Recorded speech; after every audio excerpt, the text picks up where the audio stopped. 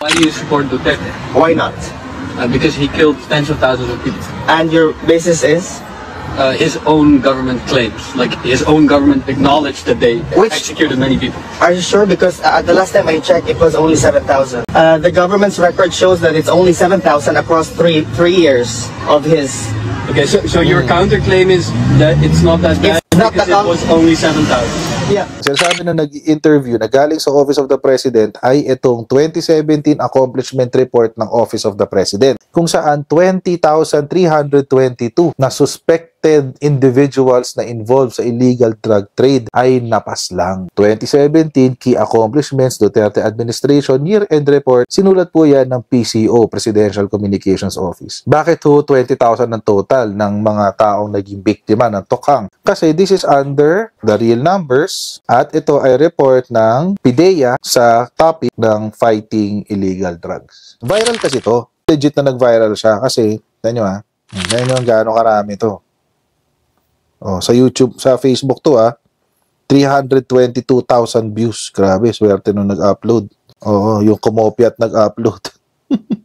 Hindi ko alam kung napanood nyo na to. Itong video na to, it just goes to show how uninformed ito po mga DDS sa nangyari ng war on drugs. Sobrang uninformed sila, or baka they're choosing to be blind, or baka they choosing not to understand. Simple lang naman Napakasimple lang naman ang nangyari sa war on drugs. Meron Duterte, inutusan patayin ng taong bayan, lalo na yung mga pinaghihinalaang addict. Take note pinaghihinalaang addict po siya at drug lord. Hinala pa lang hindi pa siya convicted. Masama na nga yun, number 1. Number 2, wala naman tayong death penalty sa Pilipinas. Pero yun ang inutos ni Rodrigo Duterte. Shoot them dead, kill, kill, kill. That's it. Panoorin natin mga kotsero. Panoorin natin tong video. Yan. What is it for? We're Dutch media. Okay, what question? We're wondering why are you here today? So basically, we organized this because we wanted to support show support to our former president, in full conformity, to show love for him, and not to demonstrate actually against for what's happening, because the legal aspect of this is going to be taken care of the lawyers of the former president. And as far as we are concerned, yeah, we're not able to secure a permit, so basically we are not allowed to do this. So we need to leave 10:30. But basically, in the spirit of our love and support, we are here. Ayan hindi na sila binibigyan ng permit ng Dutch government. Kasi nga, mapang-abuso, hindi naman kasi tanga ang tao sa paligid nila. Sinasabi nila, picnic. Hindi naman sila nagpipiknik, nagrarally sila. Anong picnic? Ginagawa kasi ng tanga mga tao sa paligid nila. Akala nila nakakauto sila. Tuloy natin. Why do you support Duterte? Why not? Because he killed tens of thousands of people. And your basis is? His own government claims, like his own government acknowledged that they executed many people. Are you sure? Because the last time I checked, it was only 7,000. Actually, 17 months into office, the government stated that they killed over 20,000 people. They allegedly killed 20,000. That's what they said themselves? No, it was from actually a government entity. So that's he was in government. No, sorry, not government entity, but a media entity. It's called Rappler. No, it was the public office. It was Rappler. I'm very sure about that. Yeah, I'm very sure because the government's record shows that it's only 7,000 across three years of his. Okay, so your counterclaim is that it's not that bad because it was only 7,000. Yeah. You can show. You need to check the facts. The facts. The office of the president stated themselves that in the first 17 months, more than 20,000 people were killed. From which media outlet was that? That the government communicated that themselves. Which government? I just told you. No, which denial, sir. There's a sector. Is it the Department of Justice? Is it the police records? Is it the data? It's the office of the president. No, that's not true. I'm sorry, but I beg to disagree. The facts are not correct. But Duterte himself stated he wanted to slaughter 3 million drug users. Wait. You're too close. Yeah, sorry. Okay, you said that he wanted to slaughter. I'm sorry. Duterte himself stated he wanted to slaughter 3 million drug users. Case against a drug the drug problem mainly because it destroys society, the very basic unit of our communities. And he has seen that, he has done that in the city of Davao. But the killing is actually an allegation. But he openly, in front of the camera, said, I want to kill 3 million drug users. So if I say that I want to kill 500... If you're a president and many killings are taking place, yeah, that's a bad thing. you can put it into that context, but I don't think that it is what's the reality. Because we need to base it on facts. The facts are 7,000 killings were actually recorded in the span of 3 years within his presidency. And that's a fact. According to what source?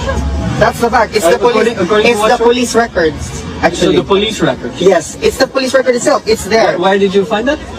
In the Philippines, you can access it in the police records. Yeah, but can you show us then? Because No, we not like now facts. because not now because I am live at the moment. But I can show you later. Okay. But I'm very sure that the 20,000 count is actually from media entity, and that's a fact in the Philippines. And what about his claims about for? Excited na ako guys eh.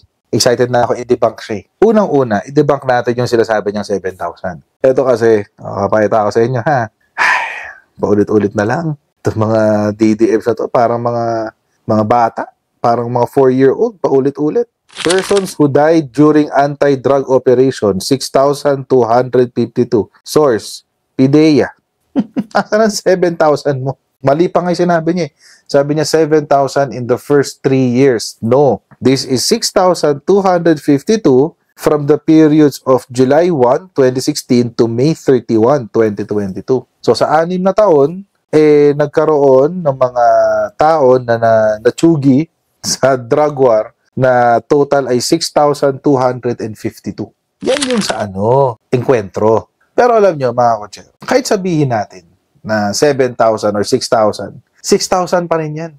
6,000 individuals na mayroong mga magulang, may mga kapatid, may anak.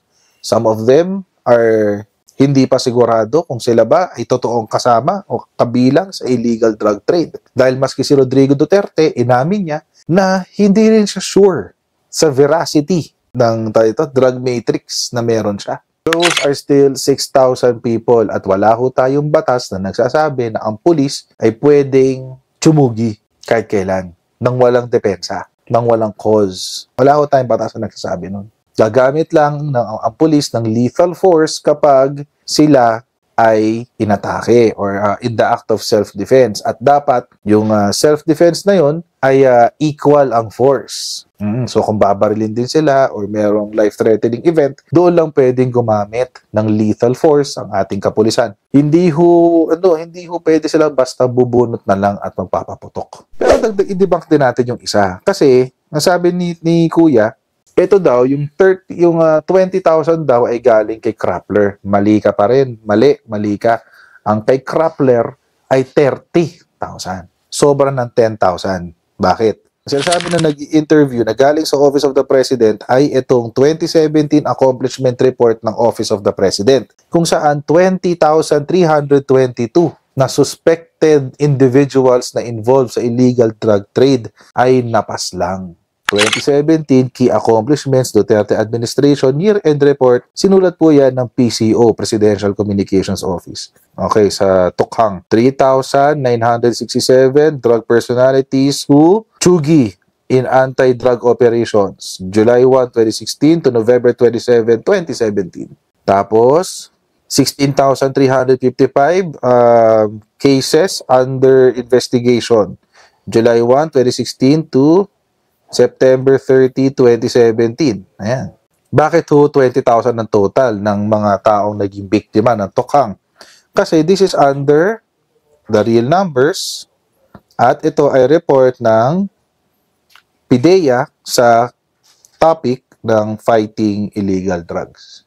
So ito po yun, accomplishment report. Yun yung basis ng 20,000. To be accurate, 20,322. Maging matalino pagdating sa ating politika, and it's time to grow up and mature pagdating sa ating politika. No? Na ang tinitignan natin ay hindi pangalan kundi policies, polisiya ng ating mga hinahalal. Lalo na ngayon, 2025 elections, maghahalala tayo ng mga senador. Ako naman, galingan niyo. Huwag niyo naman isama si Willie. Parang awa niyo na. Sagad na sa buto ang kabobohan ni Willie. Let's look at not just names but at the platforms and the policies that they're going to implement. Lalo-lalo na sa Senado. Ang trabaho nila ay hindi magbigay ng ayuda, ang trabaho nila ay hindi mag-grandstand tulad ng ginagawa ni Aimee at ni Raffy at ni Cayetano at ni Jinggoy, ni Bongo, ni Bato. Hindi ko yung trabaho nila. Ang trabaho nila ay gumawa ng batas at gumawa ng batas na tama at magiging kapakipakinabang sa atin lahat.